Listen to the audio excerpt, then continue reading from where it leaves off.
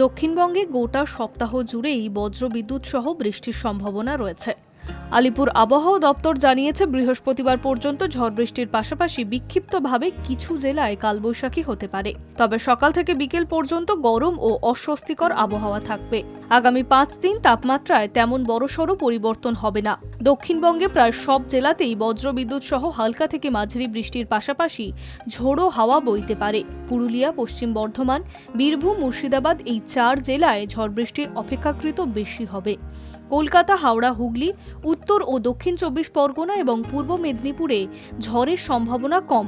মঙ্গলবার পশ্চিম মেদিনীপুর, ঝাড়গ্রাম, পুরুলিয়া, বাঁকুড়া, পশ্চিম বর্ধমান, বীরভূম ও মুর্শিদাবাদ এই 7 জেলাতে বজ্রবিদ্যুৎ সহ বৃষ্টির সঙ্গে ঘন্টায় 30 থেকে 40 কিলোমিটার বেগে বইতে পারে ঝোড়ো হাওয়া। বুধ এবং বৃহস্পতিবার কলকাতা সহ দক্ষিণবঙ্গের সব জেলাতেই বজ্রবিদ্যুৎ সহ বৃষ্টির সম্ভাবনা রয়েছে। সব জেলাতেই 30 থেকে 50 কিলোমিটার গতিবেগে ঝোড়ো বাতাস বইতে পারে। তবে কলকাতা সহ বাকি জেলায় ঝড়ের তেমন সম্ভাবনা নেই। উত্তরবঙ্গে মঙ্গলবার থেকে বৃহস্পতিবার পর্যন্ত ভারী থেকে অতি ভারী বৃষ্টির সম্ভাবনা রয়েছে। এর পাশাপাশি কালবৈশাখীর মতো পরিস্থিতিও তৈরি হবে। এছাড়া সপ্তাহ জুড়ে বজ্রবিদ্যুৎ সহ বৃষ্টি হতে পারে।